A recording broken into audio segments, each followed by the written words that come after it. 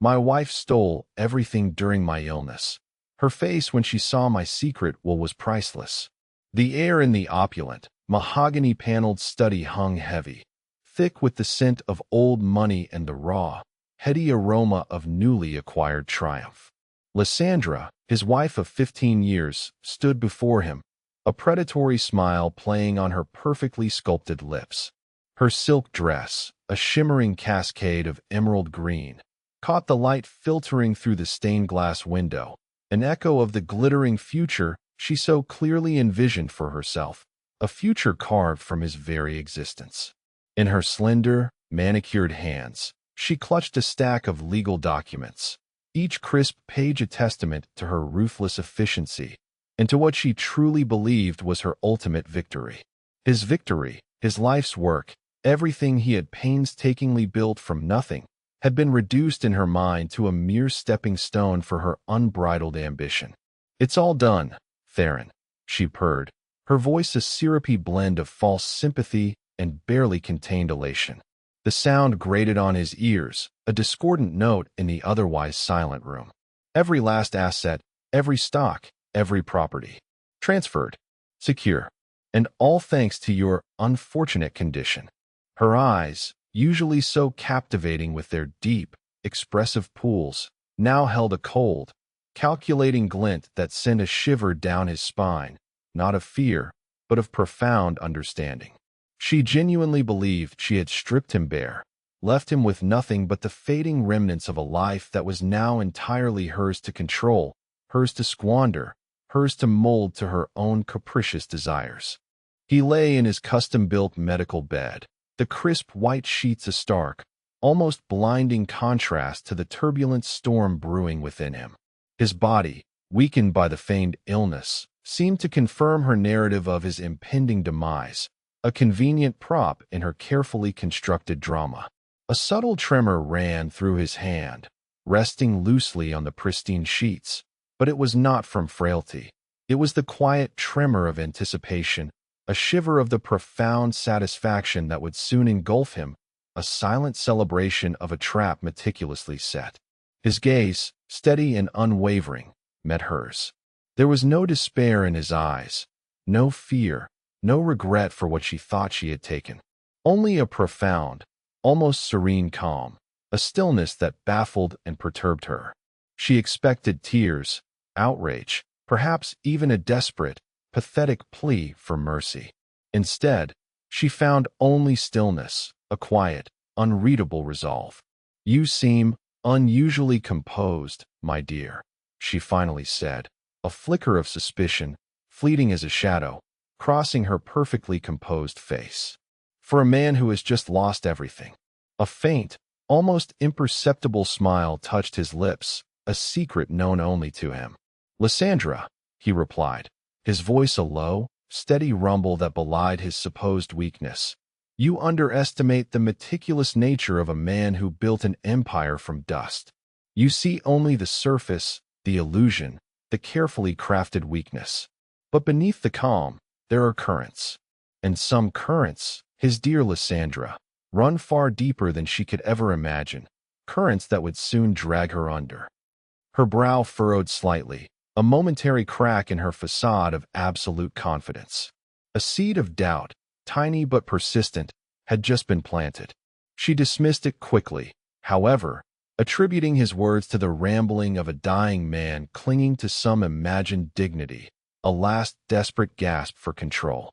She had no idea that every single move she had made, every document she had transferred, every whisper of her treacherous plans, had been not merely anticipated, but expertly orchestrated.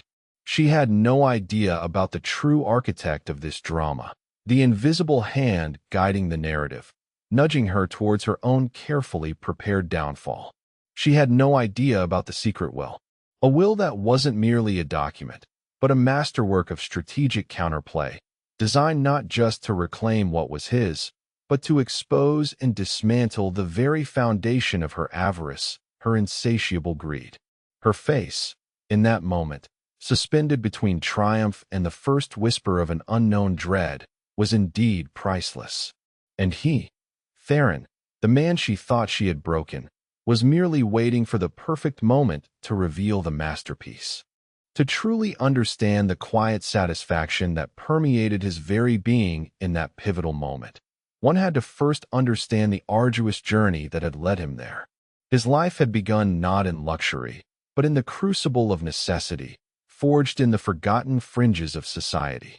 He was Theron, a boy from the bleakest outskirts, armed with nothing but an insatiable curiosity that gnawed at him day and night, and an intellect that burned brighter than any hardship he faced. He had clawed his way out of poverty, trading scraps of salvaged electronics and discarded circuit boards found in forgotten alleys for tattered books, books for knowledge painstakingly acquired, and knowledge for opportunity relentlessly pursued. His path was unconventional, marked by tireless innovation and relentless self-education that went far beyond the confines of any classroom. While others pursued traditional degrees in ivy-clad halls, he built rudimentary prototypes in a leaky garage, coded complex algorithms in the dead of night, fueled by stale coffee and an unyielding vision, and observed the world with a keen, almost predatory eye for unmet needs, for inefficiencies waiting to be optimized. The tech empire he eventually forged, Nexus Innovations, wasn't just a business. It was an extension of his very being, a testament to what a sharp mind and an unyielding spirit could achieve from absolute nothingness. Every line of code, every painstakingly acquired patent, every successful venture that propelled his company forward was etched with the sweat and sacrifice of a man who understood the intrinsic value of every single dollar because he had earned it all, with his own hands and his own mind. His marriage to Lysandra came much later, during a period of burgeoning success, when Nexus Innovations was beginning its ascent to industry dominance. She was a whirlwind of charm, striking beauty, and effortless social grace. Everything he, the introverted visionary who preferred algorithms to cocktail parties, lacked in the public eye. Their courtship was swift, a dazzling blur of lavish dates, effusive compliments that seemed to sing, and whispered promises.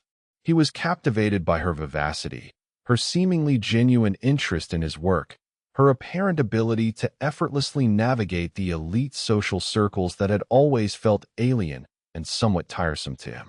He saw in her not just a beautiful partner, but someone who could complement his quiet genius, someone to share the empire he was building, someone to stand by his side as he conquered new frontiers. He believed she genuinely loved him, that she saw beyond the immense wealth to the complex, driven man who had created it. This, perhaps, was his greatest miscalculation, a blind spot in his otherwise analytical mind. The cracks in their gilded cage began to show subtly at first, like hairline fractures appearing in polished marble, almost imperceptible to the casual observer. Initially, it was small things, an extravagant purchase veiled as an absolute necessity, a dismissive comment about his long hours spent toiling in the lab or the office, a growing preference for his company's credit cards over her own substantial, albeit dwindling, inheritance. Then came the whispers, the subtle manipulations, insidious as a creeping vine. She would subtly undermine his relationships with long-standing business partners, planting seeds of doubt about his decisions in their minds, or isolate him from friends who dared to question her increasing influence over his life. Her social circle grew, expanding rapidly, populated by individuals who seemed to value appearance and affluence above all else, a shallow, glittering world he found increasingly suffocating. He observed her, not with immediate anger, but with the detached, analytical precision that had built his company. He began to see a chilling pattern, a carefully constructed facade beneath which lay a relentless, consuming greed. Lysandra didn't just want wealth, she wanted absolute control. She wanted his wealth, his control, because she truly believed it belonged to her by right of association, by virtue of simply being his wife. The pivotal moment arrived 3 years prior, a seemingly innocuous incident that became the genesis of his secret weapon. He had just closed a particularly complex deal, one that involved intricate legal maneuvering, sleepless nights, and significant personal risk. Exhausted but triumphant, a quiet sense of accomplishment settling over him, he returned home, only to find Lysandra hosting an impromptu, ostentatious party. The mansion, usually a sanctuary, was a cacophony of loud music and raucous laughter. She was holding court in the main drawing room, bathed in the glow of the crystal chandeliers, regaling her fawning guests with a thinly veiled account of their recent success, subtly implying that her extensive social connections and charm had been instrumental in securing the deal, while cunningly downplaying his relentless efforts and strategic brilliance. As she spoke, his gaze fell upon her, and he overheard a snippet of conversation between her and a distant cousin, a lawyer with a dubious reputation known for shady dealings. "He trusts me implicitly," Lysandra whispered, a cold, calculating glint in her eye that made his stomach clench. "He's so focused on his work, on his little gadgets, he barely notices anything else. It's only a matter of time before everything is truly ours." That conversation, innocent as it might have sounded to an outsider, was a jolt of ice water, a sudden, shocking splash that cut through the haze of his weariness. It confirmed his growing suspicions, solidifying them into an undeniable truth. It wasn't just about spending his money anymore. It was about taking it all. Every single penny. His trust, which he had so freely given, so blindly offered, was being systematically dismantled, atom by atom. It was then, standing in the shadows of his own home, amidst the superficial laughter and the clinking glasses of a party he hadn't wanted, that he made a quiet, unwavering vow. He would not let her succeed. He would protect his legacy, not just for himself, but for the principle of integrity that had guided his entire life, and for the sheer, profound satisfaction of outmaneuvering a predator who saw him only as a means to an end. His secret weapon wasn't a physical object. It was a comprehensive, legally unassailable plan, meticulously crafted over months, designed to anticipate her every move, every greedy step. It began with the complete revision of his will, not just a simple amendment, but an entirely new, intricate document, a legal fortress. He engaged a law firm, Veritas Legal, known for their impeccable discretion, their unwavering integrity, and their expertise in complex estate planning and corporate law. They operated entirely outside his usual network, a hidden team of legal strategists working in absolute secrecy, their existence unknown to Lysandra or anyone in his immediate circle. He fabricated a plausible medical excuse for his increasingly frequent appointments with them, explaining them as consultations for a rare, debilitating neurodegenerative condition that required utmost privacy and specialized treatment. This served a dual purpose. It created a believable reason for his unexplained absences and laid the foundational groundwork for the feigned illness that would later become central to his elaborate strategy. The will itself was a masterpiece of legal engineering, a labyrinth designed to trap the unwary. It contained ironclad clauses that invalidated any asset transfers made under duress or undue influence during periods of his perceived incapacitation. It established an independent trust managed by a carefully vetted, unimpeachable board of directors to oversee Nexus Innovations and his vast portfolio of investments. It stipulated that a significant portion of his wealth would be directed to philanthropic endeavors and an educational foundation established in his beloved parents' names, should he genuinely pass away. But most crucially, it contained a prodigal son clause, specifically designed to address any attempts to illegally appropriate his assets.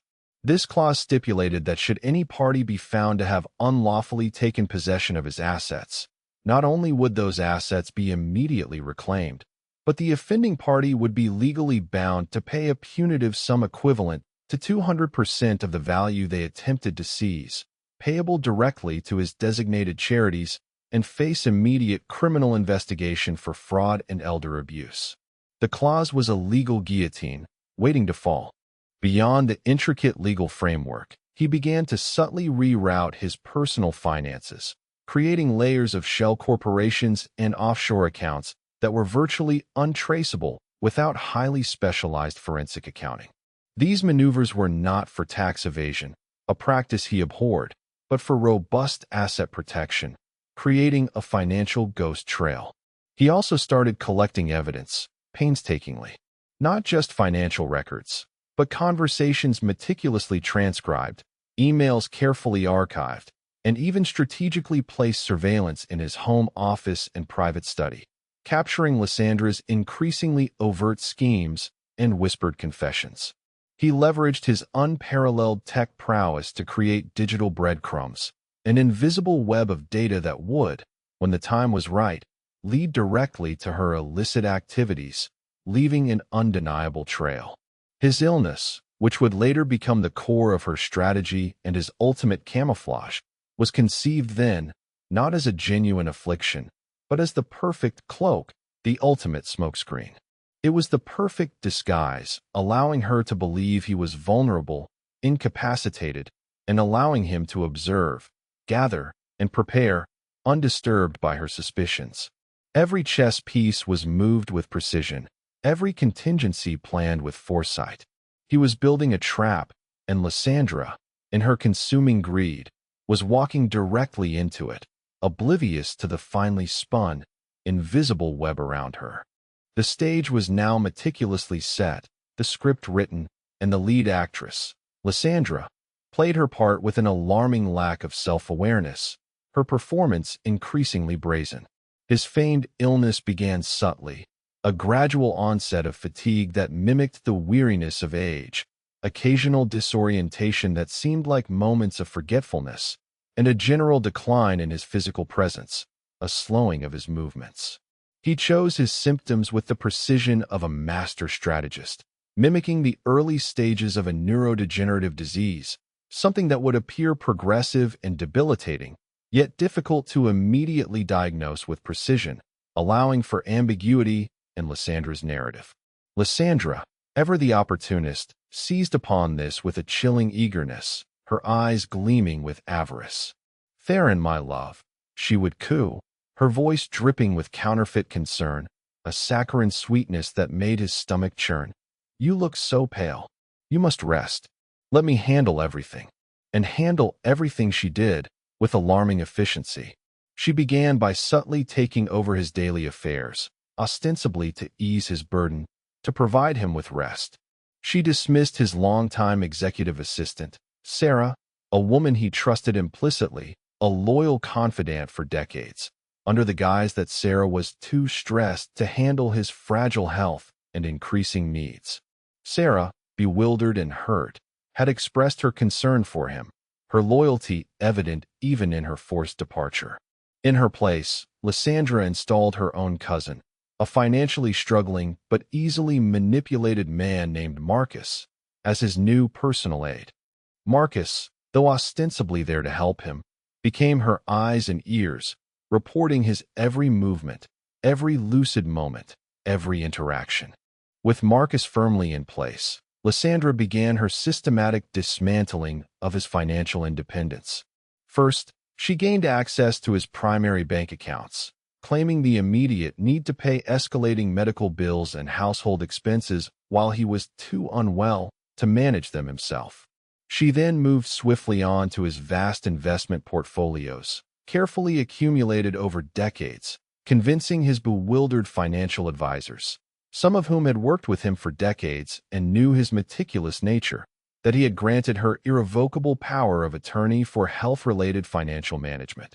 His advisors, knowing his penchant for detail and his keen financial mind, were hesitant, their faces etched with doubt, but Lysandra presented expertly forged documents and spoke with such conviction about his rapidly deteriorating state that they, reluctantly, complied. He allowed this. He observed her every move, every signature she forged, every transfer she initiated, every asset she liquidated. He documented it all, silently, meticulously. His hidden network of digital traps captured every transaction, every communication, every financial maneuver, creating an irrefutable chain of evidence. Lysandra's confidence swelled with each successful appropriation, each illicit gain. She began to spend with an even greater abandon, purchasing luxury cars he would never drive, extravagant jewelry he would never see her wear, and renovating entire wings of the mansion without consulting him, transforming his sanctuary into a monument to her vanity. She held lavish parties, inviting her new cronies and subtly shifting the narrative of his illness, portraying him as a man rapidly losing his mental faculties, a fading shadow of his former self. Poor Theron, she'd sigh dramatically to her guests, a perfectly placed tear often welling in her eye. He's just not himself anymore. It breaks my heart to see him like this. The pity in her voice was a carefully constructed lie, masking the almost palpable glee she felt at her perceived ascendancy, her impending triumph. During this protracted period of his feigned decline, he maintained his facade of declining health, but his mind was sharper, more focused than ever. He used his downtime, the quiet solitude of his study, to fine-tune his legal strategy with Veritas Legal. They anticipated her next moves with uncanny accuracy. The attempts to sell off valuable company shares, the transfer of properties into her name, and ultimately, her attempt to declare him legally incapacitated to gain full, undisputed control. They prepared countermotions, emergency injunctions, and a detailed dossier of evidence against her, an unassailable mountain of proof. His secret will was not a static document. It was a living, breathing legal instrument, constantly updated with new clauses and stronger provisions to directly counter each of Lysandra's brazen actions, adapting to her escalating greed. One crisp evening, Lysandra brought a notary public to his study, along with a thick stack of documents that seemed to hum with sinister intent. "Just a few more signatures, my darling," she said, her voice cloyingly sweet, a poison wrapped in sugar. "To ensure your comfort and care during this difficult time. Just routine medical directives and some asset consolidation to streamline things." She placed a pen in his trembling hand, guiding it to the signature lines on the numerous pages. The documents were complex, filled with dense legalese, but his mind, far from clouded, was razor-sharp, dissecting every word, every clause. He knew precisely what he was signing. Not a transfer of power to her, but a meticulously crafted set of documents designed to appear as such, while simultaneously triggering the final, irreversible phase of his plan. Unbeknownst to her, each stroke of that pen was not a surrender, but a carefully calibrated trigger. The notary, a man she believed was under her influence, bought and paid for, was in fact a trusted associate of Veritas Legal, quietly ensuring every document he signed contained hidden, pre-agreed upon legal tripwires that would only activate upon Lysandra's final, overconfident move, sealing her fate. As days turned into weeks, his condition worsened dramatically, accelerating towards its planned climax. He confined himself almost entirely to his study, seeing only Lysandra, her loyal lackey Marcus, and his supposed medical team, who were, in reality, undercover investigators and legal operatives from Veritas Legal, gathering the last crucial pieces of evidence. Lysandra grew bolder, her public pronouncements about his imminent passing becoming more frequent, almost gleeful. She even began making arrangements for his funeral, meticulously choosing flowers and hymns, much to the quiet horror of his loyal, albeit bewildered, household staff. She believed she had him exactly where she wanted him, helpless, isolated, and on the very brink of death. Her arrogance was a palpable thing, a suffocating blanket woven from his apparent weakness, suffocating him with its heavy presence. She had no idea that beneath that blanket, the intricate gears of his intricate trap were grinding into their final, inevitable position. The Zygarnik effect was at play, her mind fixated on the incomplete task of fully inheriting his empire, driving her relentlessly forward, unaware that her very actions were sealing her fate. The curiosity gap widened for her. She saw the pieces of the puzzle she had arranged, but was utterly blind to the true, terrifying picture forming around her. The day of the reveal dawned crisp and clear, a stark, almost ironic contrast to the storm that was about to break within the grand walls of his estate. Lysandra, having meticulously arranged a formal gathering under the guise of providing a solemn update on his deteriorating health, had invited a select group of individuals. His bewildered board members, his initial, now suspicious, financial advisors, her own glittering socialite friends, and a few distant relatives, all eager for the spectacle. The atmosphere in the grand ballroom of his estate was tense, a palpable mixture of polite concern and thinly veiled, prurient curiosity. Lysandra, resplendent in a deep emerald gown that shimmered with every movement, moved through the room, playing the role of the grieving, yet resilient, wife with perfected grace, a master actress on her self-made stage. She had planned to announce his permanent incapacitation and then, with a flourish, present the forged documents that would confirm her complete, undisputed control over his vast assets. He was wheeled into the ballroom, seemingly frail and pale, a soft blanket draped carefully over his legs, emphasizing his supposed weakness. A collective gasp, a soft murmur of shock, rippled through the room. Many had not seen him in months, and his apparent decline was truly shocking to them. Lysandra rushed to his side, her hand resting solicitously on his arm, a picture of devoted concern. "Theron, darling," she whispered, loud enough for those nearby to hear, her voice laced with mock worry. "You shouldn't have exerted yourself. But it's important for everyone to hear this directly from, well, for everyone to understand the situation." She then turned to the assembled guests, her voice gaining a confident, almost triumphant timbre. "As many of you know, my beloved Theron has been battling a debilitating illness. Despite the best efforts of his medical team, his condition has unfortunately progressed. It is with a heavy heart that I must inform you all that he is no longer able to manage his vast affairs. Therefore, as per the legal documents he so thoughtfully prepared before his decline, I, Lysandra, will be assuming full control of Nexus Innovations and all of Theron's personal assets, to ensure his legacy is protected for generations to come." A murmur went through the crowd, a rising tide of whispers. Some looked genuinely sympathetic, others deeply skeptical, their eyes darting nervously. His gaze swept across the room, meeting the eyes of various individuals. The board members, his longtime allies, looked confused and deeply uneasy, their brows furrowed with unspoken questions. His former executive assistant, Sarah, discreetly invited by Veritas Legal, stood near the back, a flicker of understanding, a spark of recognition, beginning to ignite in her loyal eyes. Lysandra, mistaking their discomfort for acceptance, beamed, her smile radiating false triumph. "To formalize this, and to ensure full transparency," she announced, her voice ringing with feigned sincerity, "we have arranged for the legal team to present the necessary documentation now." It was at this precise moment, as she gestured towards a team of lawyers entering the room, none of whom were from Veritas Legal, but rather her own, less scrupulous, hired guns, that he spoke.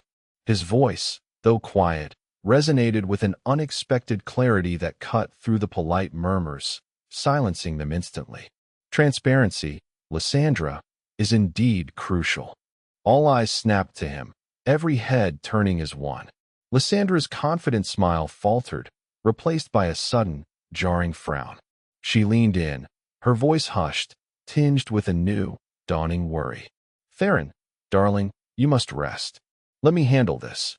"No," he said, his voice gaining strength, each word a hammer blow against her carefully constructed reality.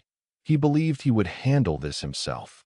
He pushed a subtle button on the armrest of his wheelchair, and a soft, almost imperceptible whirring sound filled the room as the chair slowly, majestically elevated, bringing him to a full standing position. The blanket, his last prop, fell away, revealing not a frail, emaciated man on the brink of death, but one who, while still pale from the long charade, stood with an undeniable strength and resolute bearing. His eyes, no longer clouded by feigned illness, burned with a cold, clear intelligence that stripped away her pretense. The gasp this time was louder, more pronounced, a collective intake of breath. Lysandra took an involuntary step back, her face draining of all color, her eyes wide with dawning horror. "Theron, what is the meaning of this?" she stammered, her voice thin and reedy. "The meaning, my dear, is justice," he stated, his voice echoing slightly in the stunned silence, imbued with a quiet power. "You see, Lysandra, while she was busy playing the part of the devoted wife and the grieving widow-to-be, he was merely observing and planning. Every single move she made, every asset she attempted to steal, every lie she propagated, it was all meticulously documented. Not by her, but by him." He nodded subtly towards the grand entrance. A new legal team entered, not the ones Lysandra had summoned, but the sharp, impeccably dressed lawyers from Veritas Legal, their faces stern and purposeful. At their head was Mr. Elias Thorne, a man whose reputation for unwavering integrity and strategic brilliance was legendary in legal circles. He carried a heavy, leather-bound document, its contents about to shatter Lysandra's world. "Ladies and gentlemen," Mr. Thorne announced, his voice carrying authority and gravitas through the silent room. "My client, Mr. Theron Vance, has asked me to present his actual last will and testament, a document that supersedes any fraudulent claims or fabricated documents presented by Mrs. Vance." Lysandra's eyes darted frantically between Thorne and Theron, her carefully constructed composure shattering like fragile glass. "This is preposterous," she shrieked, her voice high and desperate, laced with an edge of hysteria. "He's delirious. This is a trick. A cruel, elaborate trick." "No trick, Lysandra," he said, a slow, deliberate smile spreading across his face, a smile of profound triumph. "Just the culmination of a very long, very patient game.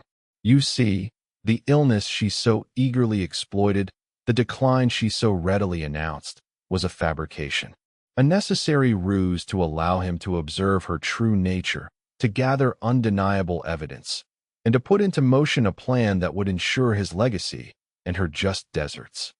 Thorne began to read, his voice clear and resonant, filling the stunned silence.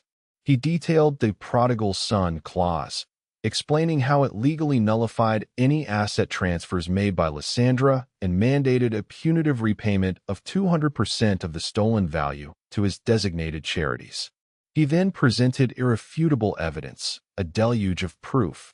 Bank statements showing illicit transfers initiated by Lysandra, forged power of attorney documents bearing her distinct handwriting, video recordings of her colluding with disreputable lawyers in hushed tones, and even incriminating conversations with Marcus, her cousin, detailing their schemes.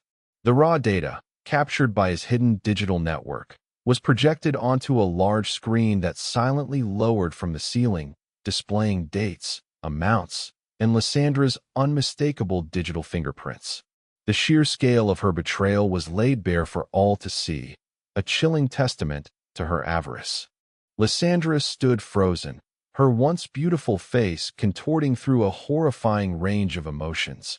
Disbelief, then horror, and finally, a raw, unadulterated fury that distorted her features. You faked it?" she spat, her voice a guttural growl, choked with venom. "You let me believe you were dying? You played me for a fool." "Indeed, Lysandra," he replied, his voice calm, the triumph now undeniably evident in his tone, ringing with satisfaction. And the look on her face when she realized the depth of her miscalculation, when she saw her entire meticulously constructed world crumble before her eyes, was truly priceless. It was the moment he had waited for, the moment where her greed finally consumed her whole.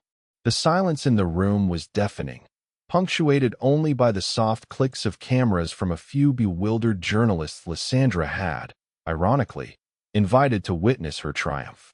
Her carefully cultivated image, her entire future, had just disintegrated into dust before her very eyes. The immediate aftermath was a maelstrom of shock, recrimination, and public humiliation. Lysandra, stripped of her carefully constructed facade, unleashed a torrent of incoherent rage. She lunged at him, her eyes wild with fury, only to be gently but firmly restrained by security personnel who had been silently positioned at the edges of the room, unseen until the moment of crisis.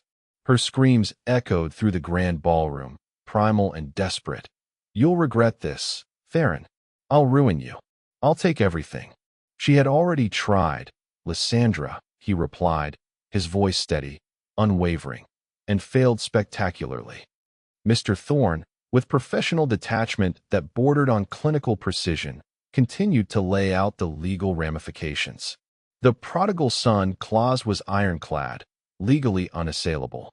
Not only would every single asset Lysandra had attempted to transfer be immediately returned to his control, but she would also face a crushing civil lawsuit for punitive damages amounting to double the value of the stolen assets, payable directly to the educational foundation and charities he had established. Furthermore, the evidence of fraud, forgery, and elder abuse was so overwhelming, so meticulously documented, that criminal charges were not merely likely, but inevitable. The police, discreetly alerted by Veritas Legal, arrived within minutes, their presence a stark, undeniable symbol of Lysandra's complete and utter downfall. She was led away in handcuffs, her once regal bearing replaced by a desperate, frantic struggle, her emerald designer gown now a tragically ironic symbol of her spectacular ruin. The reactions of the other guests were a fascinating study in human complexity. His board members, initially bewildered and apprehensive, now looked at him with a mixture of profound relief and renewed, almost reverent respect.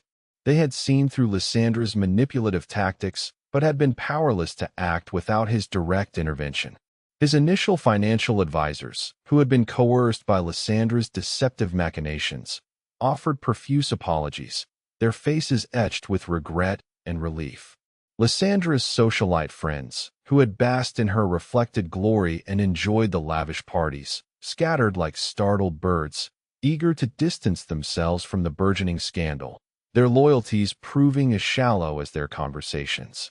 Their whispers of "he always knew there was something off about her," and "poor Theron, what he must have endured," were sickeningly transparent, yet provided a grim satisfaction.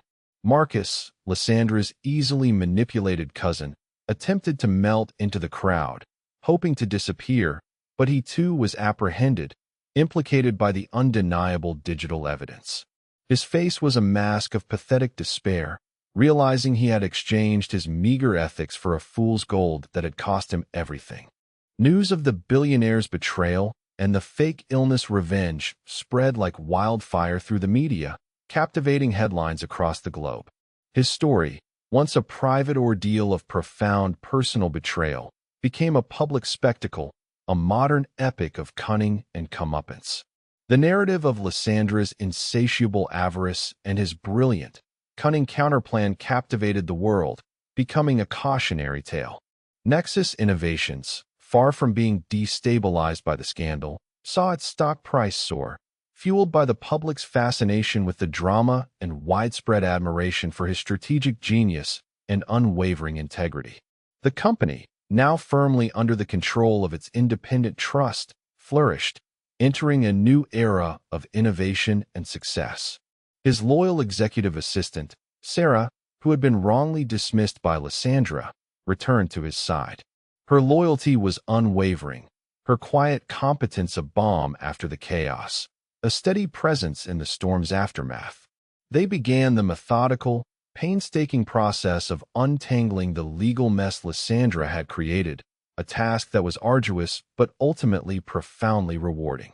The funds recovered from Lysandra's illicit activities, coupled with the crushing punitive damages, were channeled directly into the Theron Vance Educational Foundation and other charitable initiatives he had long supported. It was a poetic justice, a powerful irony. Her greed, instead of enriching her, would now benefit countless others, leaving a legacy of good where she had only sown destruction. Months passed. The sensational headlines faded, replaced by new scandals and fleeting public interests. His life, however, settled into a profound sense of peace and renewed purpose. The illness had, ironically, forced him to confront his own mortality, to peel back the layers of his life and reevaluate his priorities. His recovery was swift and complete, both physically and mentally. The prolonged charade had been taxing, a heavy burden to bear, but the outcome was worth every moment of discomfort, every whispered lie. He no longer feigned weakness. He embraced a newfound strength, one rooted not in immense wealth, but in profound wisdom and an unshakable sense of self. Lysandra's legal battles were protracted and ultimately futile. The evidence against her was overwhelming, an insurmountable mountain of proof. She faced significant jail time for fraud and was stripped of all marital assets, including her own prenuptial inheritance, due to the egregious nature of her crimes and the specific, ironclad clauses in his secret will. The punitive damages meant that what little she had left, what she hadn't managed to squander, was funneled into the very charities she had so brazenly tried to deprive. She became a pariah, isolated and utterly ruined, a stark, public illustration of how greed, unchecked and unbridled, can truly devour a soul, leaving only emptiness behind. His focus shifted significantly. While he continued to guide Nexus innovations from a strategic perspective, providing visionary leadership, he delegated much of the day-to-day operations to his trusted board and capable executives. He dedicated more of his precious time to the Theron Vance Educational Foundation, personally overseeing its growth and immense impact. He found immense satisfaction in providing opportunities for bright young minds, just like his own had been, who lacked the resources to pursue their dreams, offering them a ladder he wished he'd had. He established scholarships, funded groundbreaking research, and personally mentored aspiring entrepreneurs, nurturing the next generation of innovators and leaders. His wealth, once a source of both immense pride and intense scrutiny, was now a powerful tool for genuine good, a legacy far more meaningful than any number of zeros in a bank account. He also reconnected with old friends and family members whom Lysandra had systematically alienated, severing his connections. He found solace in genuine connections, in relationships built on trust and mutual respect, rather than superficial appearances or social climbing.